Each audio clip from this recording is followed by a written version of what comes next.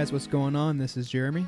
And this is Corey. And this is the Cultivate and Keep podcast, where we talk about what it means to be a man as a Christian. And today we're going to talk about community. But before we get into that, my good friend Corey has some good news. Dude, nailed that intro.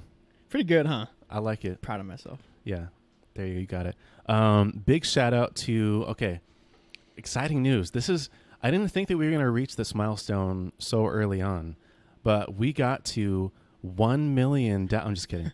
No, it's actually very insignificant. Corey, that was pretty good because normally, hold on, I'm like the humorous one and you're like the detailed. I'm stepping it up. That was impressive. Like, dude, I feel motivation now to, Well, now you have a challenge. Yeah, I got a challenge. Yeah. Huh, it's good. not just you. Okay, but anyways, back to the milestone. So the big announcement is we wanted to give a big thanks and shout out to our man Dan Dealing. Woo! Nice. Dan is our very first Patreon supporter. Patreon. Champion. He is the sole Cultivate and Keep patron. He is the one and only, but he's also our small first. Beginnings, Corey. Small beginnings. Yeah, but even though, he's a VIP member. He's big time. Which means that he is the top tier supporter. So he's big time. So why don't you explain what Patreon is? Yeah. So because most probably don't know what that is. Yeah. So Patreon is a platform for creators like us to be able to better support ourselves through the content that we create. So it was originally made for like musicians and artists and other people, and it's based on the idea of back in the day, like way back in the day, kings had patrons, and so basically they would pay for like they would pay for an artist to create art, and then because they were so rich, they were like, oh yeah, you can have, I'll just pay for you to create art, and then I'll hang it up on my wall in my huge castle, whatever. So taking a similar idea where you kind of crowdsource the funding and the it's probably turning off the air conditioning. You crowdsource the funding for creators that you like, so you can support them better. That was a much more in-depth answer than I expected. That was so long-winded. Yeah, that was so unnecessary. Goodness, another history lesson. Yeah, please don't. Another history lesson. Anyway, so roasting me today. I know. So Dan Dealing, shout out to Dan. Shout out to Dan. Sorry, Corey, stealing your thunder. Dang it. This is fun, dude. We're just having a good time. Anyway. Yeah. So he's the first supporter. Yeah. So thank you, Dan. We appreciate you. And we made a special page just for him. Right now, he's the only. Did you know that? I did not know that. Okay, so there's a special page when you become a VIP on the website member. Yeah, on the website. So there's 3 tiers. There's the first tier, which is like a high five. The second tier is you support, you get extra episodes. The third tier is VIP member, which means you get everything in the other tiers plus your name on the official Cultivate and Keep Hall of Fame page. Big time. And he's the only one on there. So he is the first inductee to the Hall of Fame. All right. So it's a big deal. Yeah. So if someone wants to check this out and give, how would they do it? Okay. So it's very easy. If you want to see Dan's name on the Hall of Fame page, all you have to do is go to cultivateandkeep.com/HOF, and that'll take you to the Hall of Fame page. And then if you want to check out our Patreon and some ways to get more involved and support us and even get extra bonus episodes, you can go to cultivateandkeep.com/support. Cool. Easy as that. Yeah. Well, sweet. Well, thanks again, Dan. We appreciate it. Thanks, Dan. He's going to be on the podcast soon. Yeah, he will. Yeah. And he's just going to drop a bomb on everyone. He's going to be good. A Jesus bomb. So, anyway, guys, go check that out. Take a look. If you feel compelled to support this ministry, we would be very thankful. Yeah. Shall we get into it? Let's get into it. Cool. Let's start it. So, so our church, Foothills Christian Church, has been going through a 3-week series talking about community and great topic. So we figured, it's fresh in our minds, and we just obviously went through it. So why don't we, for an episode, kind of go through the 3 points that they talked on. So that's kind of what we're going to be doing today.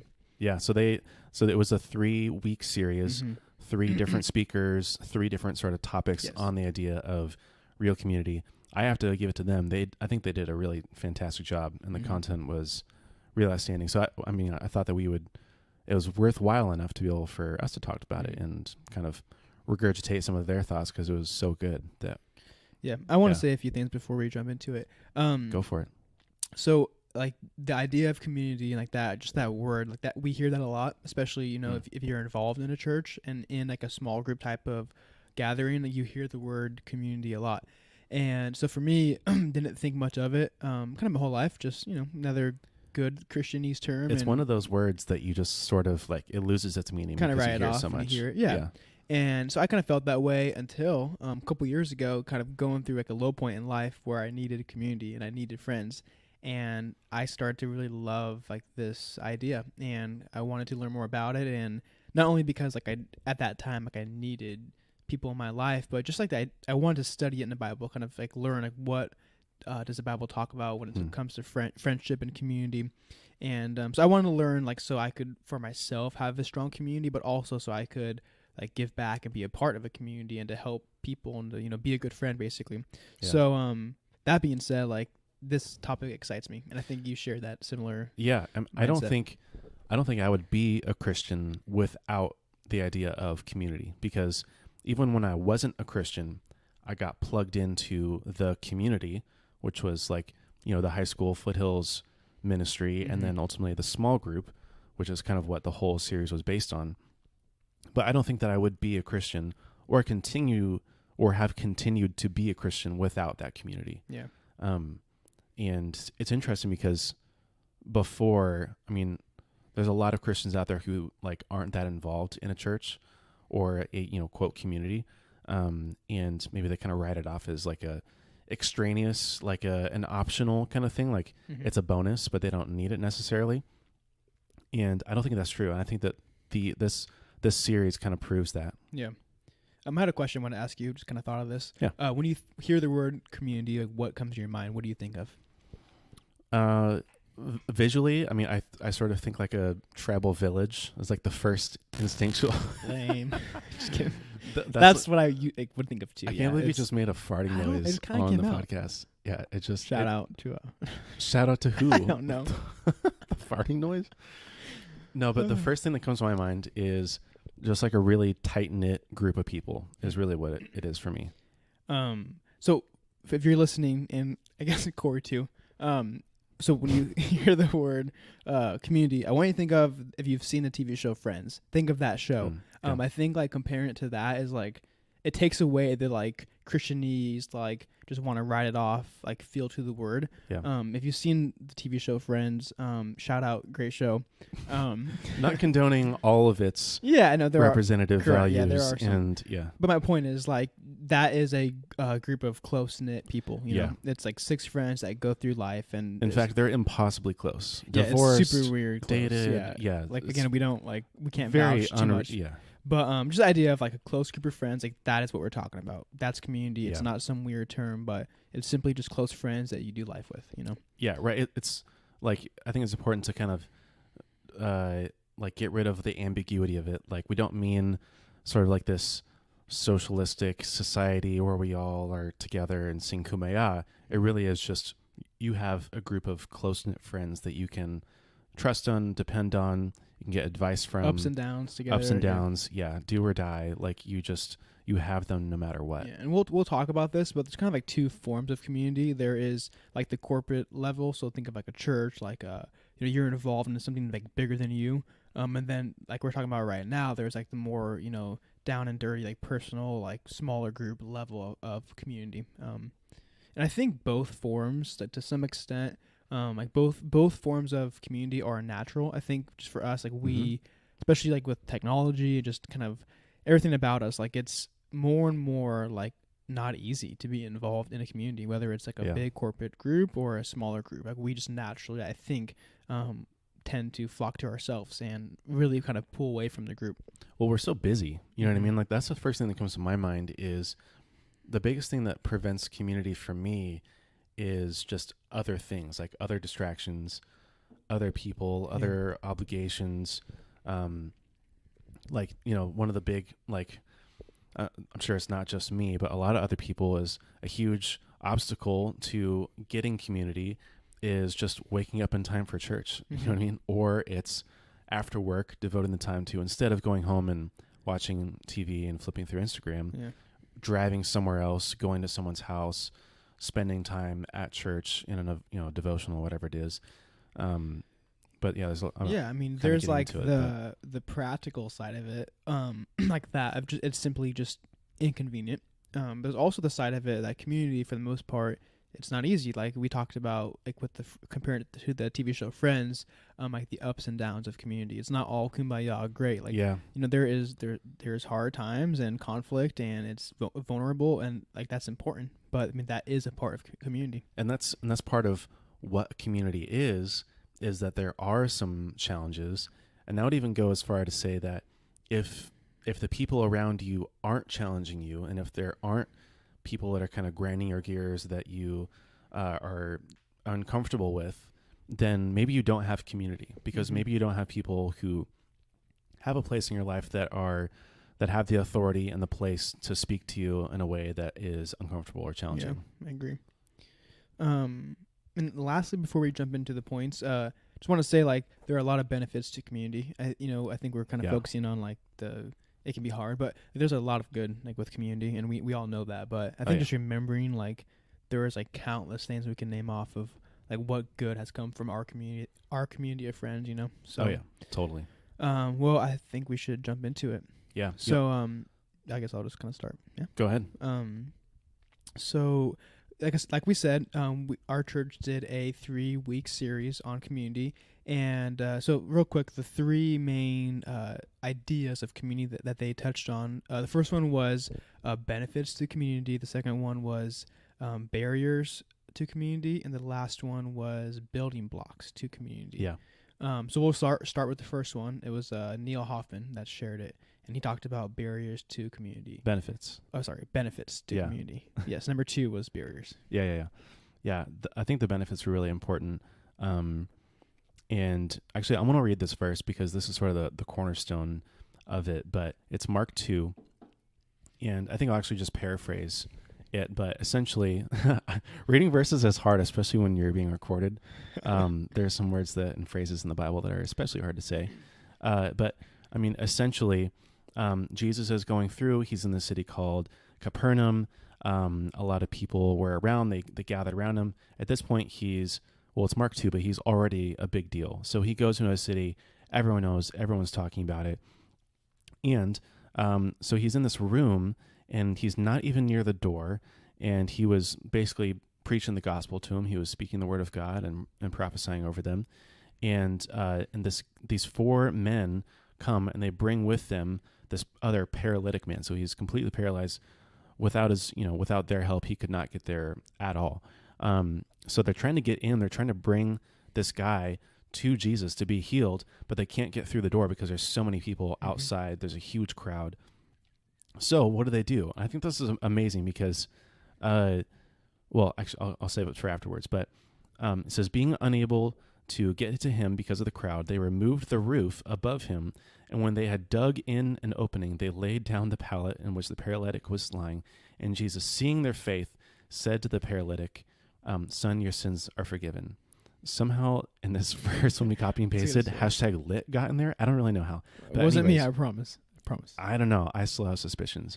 But what's incredible to me is that, like, just the length that they were willing and able to go for their friend. I don't know if they were like, it was a friend or family member or brother, cousin, whatever it was. But I think so easy. It's especially for community and building community and for your community. Sometimes it's just too hard. Like it's just too easy to make an excuse.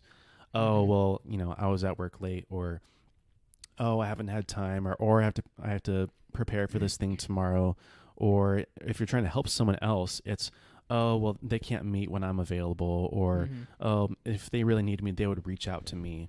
But I think that what this story really highlights is that, one, we need each other, whether you're the one that's giving the help or the one that's in need of help. But also, two, like, you need to go the distance, and you need to, like, do whatever it takes for your community. Yeah, I mean, it works both ways. Like we said earlier, like, you think of community like to benefit you and to help you, but also it means you give a little as well. it's kind of reminded me. So about a week ago, it was like Sunday afternoon. I saw a friend of mine posted on Facebook that he had to be out of his apartment by like 7 a.m. Monday, and I guess he works overnight, and so he was gonna start at like 7 a.m. Monday, and then whatever. And so for me, I work the weekends and I work late nights, and so anyway, I saw this post and I felt like compelled to help him, and so I like texted him saying, "Yeah, I'll help," and like sure enough, he said, "Oh, dude, I was gonna text you, like I could use your help," and I was like, mixed emotions, like, oh, dang it, like I gotta go, but at the same time, like feeling like no, that I need to do this, and so and this is after working a long weekend and being tired, but I kind of committed, like, okay, I'm gonna help him, and it was like a weird, I don't know, in my heart, I felt at peace. Okay, I feel good about this. And long story short, he actually ended up canceling like last minute, so I didn't end up going. But it was just still the idea of like that's kind of how community works. Like you have a friend in need, you help them, and then there will be a time when you need someone, and it comes full circle. Yeah, one of the things that really stuck with me was in looking at your life. Who are those 4 people who would bring you to Jesus if you were paralyzed? Corey, you're in my 4, dude. Oh, dude, you're in my 4 for sure. Yeah. I don't know if you'd have the strength to bring me. I might, you might need to sub someone in. That's rough. I'm a big guy. That's true. You are a big guy. Yeah. I mean, you got heart. I don't want to carry you, dude. I got a big heart. I do. But really, I mean, if you look at your life, the question really is, do you have, even one person in your life who could bring you to Jesus? Mm-hmm. And it also brings into the next point, which I love that Neil said. He says, he contrasts crowd versus community. And I think for a lot of us, like, we might be disillusioned a little bit by our community. Like, we might think that we have community because we have friends that we hang out with, or we have people that we know, we have coworkers, or we have family. But really, in times of need, are they there for you? And you might have friends who are there for you when you want to have fun or when you need a place to stay, but are they there for you when you're struggling spiritually? Are they there for you when you physically can't get something done? Are they there for you financially? You know what I mean? And community is there no matter what. Mm-hmm. Yeah, and so I think that kind of raises 2 questions. Like, so if you don't have community, like, how do you create that in your life? And then, like, I think most of us, to some extent, like, so I think what you just said, like, we have groups and we have friends and we have people that we interact with, but how deep does that go? Does it really connect on like a level of like deep community?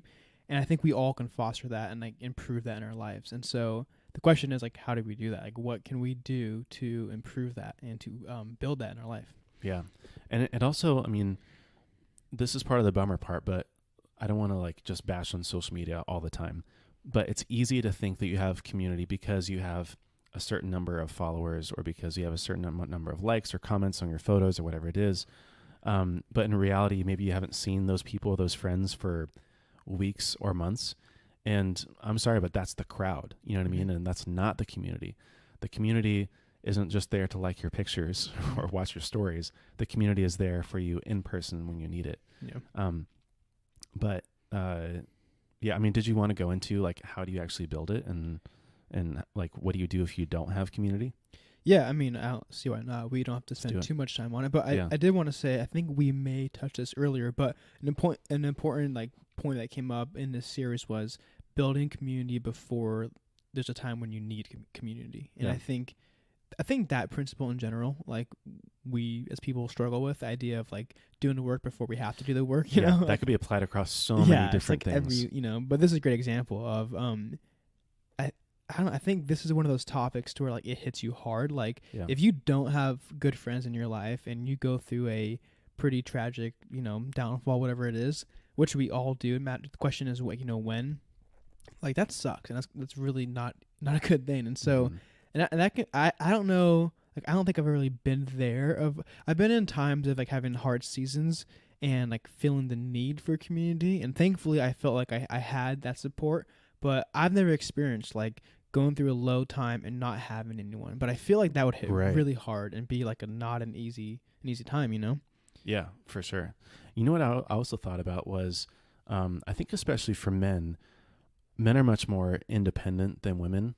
And it's a lot easier for men especially to ignore this side of community because, we just want to get into our work and we want to focus, and we're very like kind of cut and dry when it comes to like, I have time for this, I have time for that. I need to put food on the table. I need to spend time with this person or that person.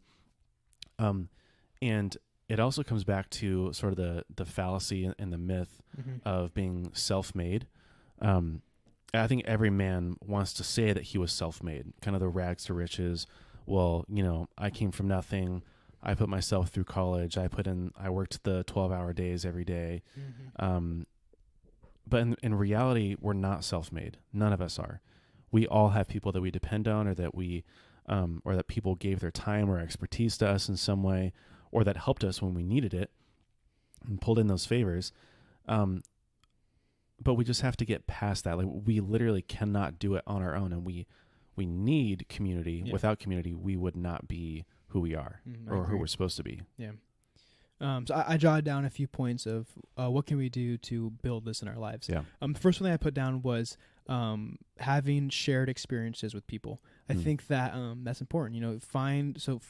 Look around your life, find people in your life, and what are the things that you do? Like what can you partner with someone, right? Like, me and Corey doing this together, right? This project of Cultivate and Keep, hopefully this will cultivate, more better friendship and, more community between us two, right? But the idea of having a shared experience with someone, what for you, like, what could that be?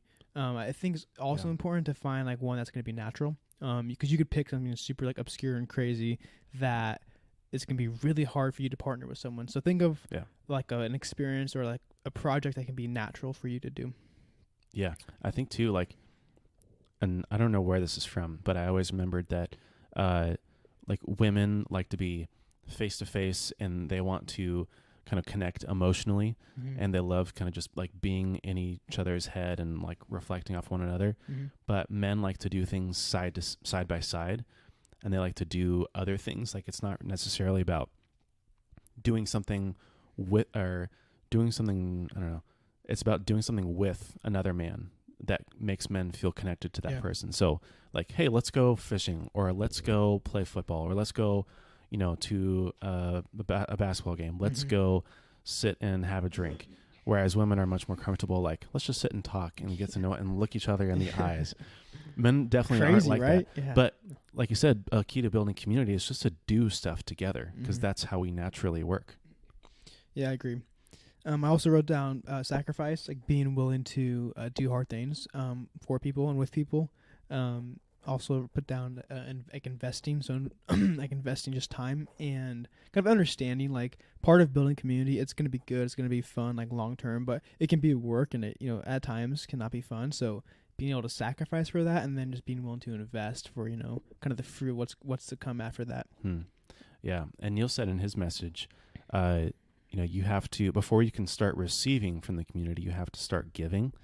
And I think that's important, because if we're trying to build community, it's easy to say, like, oh, well, I tried, I reached out to this person or that person to hang out, and they weren't available at that time, so they must not want to be my friend or like build community. It's like, well, yeah, but also, like, have you asked them what they need help with, or what they want to do, or have you been on their time? Like, you really do have to give and put yourself out there before you can start receiving and seeing the benefits of that. Yeah, no, I agree. This was a point I wanted to throw in there at some point. I'm not sure how well it fits here, but I'm going to put it in because I'm not sure when else I can. Well, it fits. Let's make it fit. I can get in there. But I've talked about this in another episode in the past, but there's a pastor named Judah Smith, and he talks about this idea of having friendship with Jesus and being a friend of God. Oh, yeah. And he actually does like a 6-part series on it, and he really kind of goes into it, and he spends most of his time, I think it was 3rd John, but he spends most of his time kind of going through that book and kind of talking about it. And if you haven't read, 1st through 3rd John, you should. Really short chapters, but kind of the idea of that those books is just the idea of simply like love and like loving others well. That's kind of a big idea, and the idea of community, honestly, is like a big part of that, of those books. But one thing he says, so let's see here. So he says, you only know God to the level that you love like God. Oh, yeah. And then he says, this is not a test of faith, but it's a test of genuine friendship. And I think that's really cool. I think the idea of, like, it's true. Like, you only know God to the level that you love like God. And the same ways that you love others is how you love God and know God. And that's a cool idea. And it's also challenging, super challenging. And I like how it says, this is not like testing your faith, but this is testing your friendship. Hmm. And it's important. It's an important thing to remember. Like being a friend of God and kind of doing life with God, it means like you love well, and you sacrifice, you invest, and you put work into it, basically. Yeah. That's a good point. I don't remember where it's from, but I always remembered someone saying, it didn't make sense to me what it meant to be a Christian until I started serving others. And I think that's true because it brings out sort of like the Holy Spirit in you, and the way that he works through you is by serving, by working to others. And if you're not in a community and you're not giving to someone else, or you're not cultivating a friendship with someone else, then really that gift from the Holy Spirit and from God just lays dormant, and it just goes unused. And it, in the same way, it's a reflection of a relationship with God, and that God, we have sort of like the vertical relationship, and then we also have the horizontal relationship, and our relationship with God gets poured out into others as well. And if we're not loving others, then like you said, how does the quote go again? One more time. He says, you only know God to the level that you love like God. Yeah, exactly. I think that just sums it up perfectly. Yeah. So shout out to Judah Smith. Shout out. Go listen to that. I'm really sad that I started that series. Again, it's called, I think the series is called Friend of Jesus. Yeah. Well, let's go to the next week. So the first one was the benefits of community. Yeah. And really quickly, so I think we kind of skipped over it. We might have even talked more about the barriers. My fault. Yeah, we kind of did. But the 4 were: community means that we are no longer alone. Community means nothing is too big. Community makes us more effective, and community brings out the faith of others. I think I misspelled that there, but yeah. Well, I think you made a good point. I think we did focus a little bit more on like the barrier. So I jotted down like a few just kind of positive takeaways of community. Yeah. This wasn't a part of Neil's message, but kind of my own thoughts, but I'll share them. So a few things that I put that I think are important in like my friendships: accountability, encouragement, unity, fun, refreshment, the Holy Spirit, a boost of perseverance, someone to pick you up when you're low, and just life-giving. And I want to point out too that I highlighted was the Holy Spirit and life-giving. This might sound like weird benefits of a community and friendship. When I say the Holy Spirit, I mean like we should have friendships and we should be having conversations with our friends where like the Holy Spirit is like moving and active and involved. And what I mean by that is like I should know Corey well enough to know like when he's low, when he needs encouragement, when he's hurting, and I can, with the discernment of the Holy Spirit, minister to Corey in ways to help him, right? And like vice versa for me. Now it doesn't have to be like a weird like let me pray for you, brother, but just like just subtle things, right? Like right. Subtle things, right? Just simply like loving a friend well and allowing the Holy Spirit to be a part of that. And then when I say life-giving, I mean our friendships and community should be good. Like it should be fun, and it should like boost us and be encouraging and kind of be like a life giver, Yeah, for sure. I think one of the other main benefits of community is that it forces you to grow. And thinking about in my times and sort of like the growth spurts, if you will. It's when we hung out a lot, huh? No, not with you. You're like, no. Those were, never mind.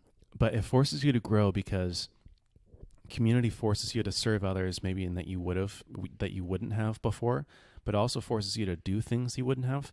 So community was the reason that I was forced to start leading worship, or community was the reason that I got involved in homeless ministry, or community was the reason that I made other friendships and that I was edifying to someone else's life.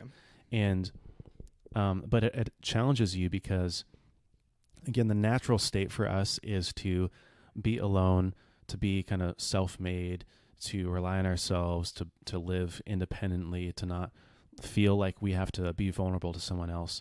And so the godly state is the opposite of that, in that you have to force yourself to be vulnerable to other people, to give to other people, to challenge yourself, to be uncomfortable. The Lord's going to work through you and ask you to do things like, hey, go, like you said, go pray for that person. Or, hey, you should encourage someone in that way. Or when someone's like, hey, I'm going through this thing, can you pray for me? And you're like, I don't know what to say. Then the Lord gives you the words to say to pray for that person, and you grow. Even though it's uncomfortable, community is kind of the catalyst to you growing your relationship with Jesus in a lot of way. I think it's funny you put that as like a benefit. I think most people would look as like the push to grow as like a barrier and look at it as like this is like a heart, right? I mean, think about it. Like, because it starts with a push. Like it's great that you grew, but you had to first feel uncomfortable and first feel a little like a little bit of a push, and so that's funny, but not funny, but interesting. Right, but it's important just to have like that optimistic viewpoint. Like I fully agree. You could see it as one of the barriers of community is I need to learn to love others even if I don't want to, or it could be the benefit of community is that I get the opportunity to love others when I don't want to. Yeah. So next, you good to move on? Let's do it. So Mike Van Meter was was the second person who spoke, and he talked about barriers to community. And he had 4, and the first one he said was I don't need community. But I should take out the word barriers. I think he said 4 attitudes we have about community. Yeah. And so I think he did. The first attitude was I don't need community. I don't need it in my life. And that's definitely a relevant topic. I think that like for myself, I often find myself like kind of being trapped, getting stuck in that trap, especially when I get busy. I think, and you talked about this, but that is when I'm most prone to believe that attitude or that lie is when I'm busy and when I'm tired, a lot going on. Like it's easy to skip things, right? And so I go to Mike's home group. Just started going not too long ago, and kind of funny. I missed I think like 3 weeks in a row, and like a lot was going on, and there were reasons, but excuses, right? Okay, honestly, like if I'm being real, they were like whatever. I was working and I was moving. You don't need it. I mean, okay, so there were reasons. Anyway, but I kind of funny. So I'm a part of the worship team at Foothills, and so I was backstage, like just coming off the first set of worship, and Mike was back there getting ready to come out to speak. And as I'm like so as I'm like passing by him, like just coming off of like worshiping, he's like, Jeremy, he's like, I want you to know when I talk about like attitudes or barriers to community, I'm calling you out. Like I'm talking to you. And he was like joking, but I was like, shoot. I looked at him. I was like, oh, he said, I'm talking to you about your attendance to home group. And so I was like, I looked at him and I just said, no excuses. You're right. Like I got to step it up. Own it. And so, hey, the last 2 weeks I've been there, bro. Hey, I'm going. Great job, dude. But anyway, so the idea of I don't need it, I don't really feel like I didn't need community. I just felt, I was busy. But I mean, I think before, what? I think I did think I didn't need it. If I don't look into it, I think, I'm just busy. But when it comes down to it, if I knew I needed community, which I do, then I would have found a way to be there. Now it's okay to miss, home group or certain things. I'm not saying go every week, but don't develop a pattern of like, 3 weeks in a row. I think it was 4 weeks, whatever it was. Like I shouldn't have let that happen, So yeah. Well, again, especially for men, I think we can tend to tap into the like just super the practical, logical. Hey, I have to work. I have to, yeah. Or this has to get done. Let me like, get it done. I don't technically. I could survive without community. It's like, okay, technically you could survive without food for whatever it is 30 days, but you don't want to do that, and eventually you die. I was a little morbid, but you do need community is the point. I love he has this amazing quote. He says, we were meant, or actually maybe I wrote it down, I'm not really sure, Mike, you can correct me if you want, but he says, or it says, we were meant to live dependently upon God and interdependently with each other. Christianity is a community project. I was like, dang. So dependent on God, dependent on God, but interdependently with each other. And it kind of bleeds into the next one, but it's important also to realize that God created the church and, so like I said, sort of the larger community for each other. It wasn't just like that we were supposed to live together, but he created us for each other to help each other by design. Yeah, I agree. So first one was I don't need it. Second one was I don't want it. Kind of go hand in hand. Yep. But I think it speaks to like a different attitude in our heart. I think the first one is one that kind of develops out of like busyness and just doing life. I think I don't want it like stems from a different source. You know? That one's interesting. If you really pull that apart and like think about not wanting it, like that's just different. Like, I think of that as almost more of like, I don't want to say It's rebellious. Yeah, I was gonna use the word like arrogance, but I think yeah. the first one maybe was more arrogant. This is, I think, rebellious. Yeah, like the idea of just like, don't want it. Like, Yeah. got my own things to worry about, you know. And well, it's discrediting to God's design is what it is. And again, where it stems from is, I don't need it is sort of like almost like an ignorance, you know, but I don't want it is saying, I know the benefits maybe that it could bring, or I know that I should, but I don't want to. And that's a direct rebellion against God's design. And he says, but I like the point that he makes is that, you know, there's no point in putting on a mask, pretending to be someone you're not, or feeling bad about your own shortcomings. Come to God with honesty. It's okay to say to God, I don't want community, but can you teach me to want it? You know what I mean? And that could go across a lot of different spectrums, but it's important to recognize if this is you, if you recognize I don't really want it, it's not that you don't need it. Maybe that's just an excuse that you don't want it, but just to recognize, okay, well, I need to face this and I need to own up to this and then let God deal with it. So I'm thinking as you're talking, like, what about someone who's just like shy and to themselves? Like, you know, I think of like that kind of person saying, "Oh, I don't want community." Like, I wouldn't really read that as like a rebellious, like, or, you know, maybe they just genuinely like don't want to be around people and they're like an introvert that's shy, you know. Yeah. They still need community. They still need people in their life because, you know, there will be times like when life is hard and life is low, and so I think to whatever like walk of life you come from, whatever you're doing, we all need it. And if you are in a place of feeling like you don't want it, like that place in your heart like needs to change or adjust somehow, you know. Well, I think it goes to show like there's no one format for community. There's no like one size fits all kind of way to do it, and it's also going to vary depending on the person. Maybe like for that example, if someone's really shy or they're like really introverted, or they really don't like people because they have issues with a lot of people, then find a different format. If you don't want to go to, you know, a group that has 10 people in it, find a group that has 5 people, or maybe just call your own friends and build your own community and have them be accountable, or, you know, be accountable to them. But, you know, it doesn't have to be like again, big church, small church, big home group, small home group, big group of friends, small group of friends. Find whatever works for you as long as it is a community. Yeah, I agree. His last 2 points I'm going to lump together. They're kind of similar, but number 3 was, what am I going to get out of it? And number 4 was, it's just too hard. Yeah. And I think those kind of go hand in hand with the first 2 points. Yeah. But we kind of already spoke to this, but what am I going to get out of it? Well, there's a lot you can get out of it. Yeah.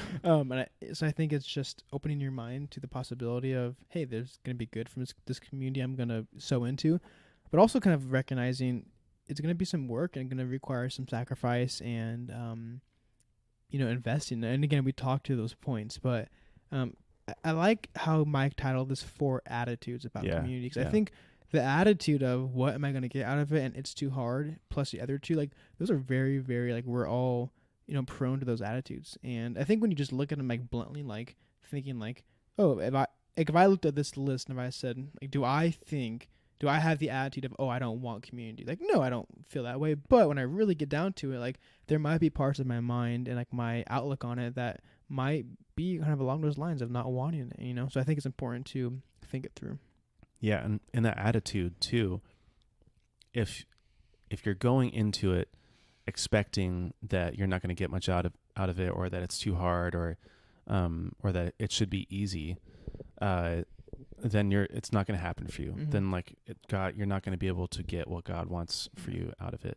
But if you go into it knowing that it's necessary and that it's going to be hard, it's going to be challenging, you're going to have to force yourself to do uncomfortable things, that other people are going to challenge you and also help you, and you have to make yourself available for help, but that it's good, then that attitude is a much more, it's going to bring a lot more blessing in your life. Yeah. So let's touch on the last kind of section there, because I love this, but a lot of it sort of gets stated in different ways. One of the really cool analogies that Dave uses in this third part is he talks about the redwood trees. And if you know the redwoods, They're like they're huge, but they're also very tall trees. They're like, I think they're the tallest species of trees. They're like 300 feet or something.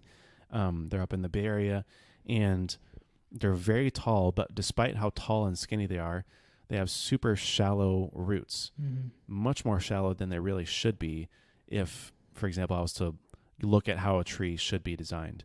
But the way that it works is that they grow in groves, or these little communities of trees, and then all the roots go out horizontally and they intertwine with one another.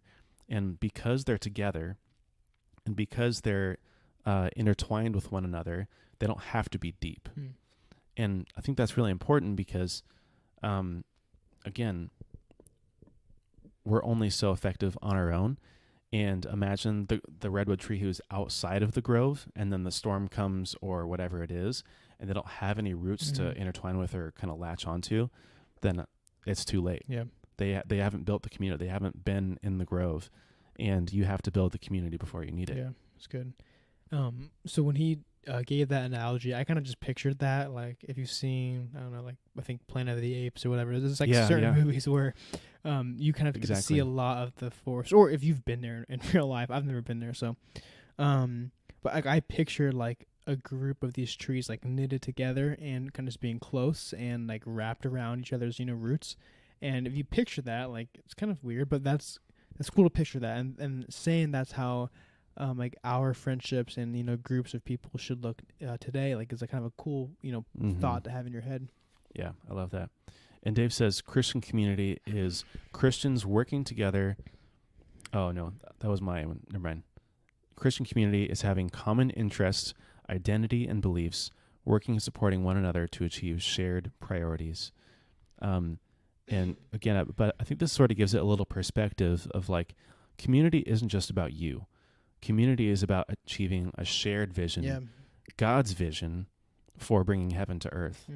And so instead of thinking about why community is good for you or why you should have community or be in community, think about why the community needs you and what you can bring to the community. I like that a lot. It's good.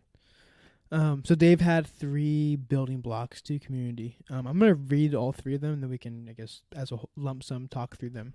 I mean, we've already touched on a lot of these, but so the first one was regular public church attendance. Second was cultivating friendships. Shout out to Cultivate. And 3 was being involved in ministry. The first one of having regular public church attendance, I like that he doesn't just say regular church attendance, but regular public attendance. I like that because the internet. Is that what you're thinking? No, not at all. That's what I was thinking. If you want to steal my thunder, you can go ahead. Sorry, I stole it totally. Now I'm lost. No, I like that use of the word public because that's what it is. Like, part of community is kind of, I don't want to say declaring, but saying, hey, I'm a part of this group and I'm a part of this team of people, and I want you all to know it, basically, right? And so when I'm not there, I want someone to call me out. I want someone to recognize. Right. Like when Mike said, hey, Jeremy, you suck. Start coming to home group. Like, that sucked. I felt, he's right. But it's good. Like, I should have people in my life that recognize when I'm not where I should be, and they remind me and hold me accountable. And so the idea of public attendance, that's weekly, it's accountability, Yeah, exactly. It builds the accountability so that when you're not there, they can text you and they can say, hey, where are you? Or they can go to your house and drag you out of your bed. But I think it's important just to remember, like, well, one of the other things I liked about Dave's part of that was, he said, right now we're more disconnected as a society than ever before with the internet. Locationally, we're miles apart.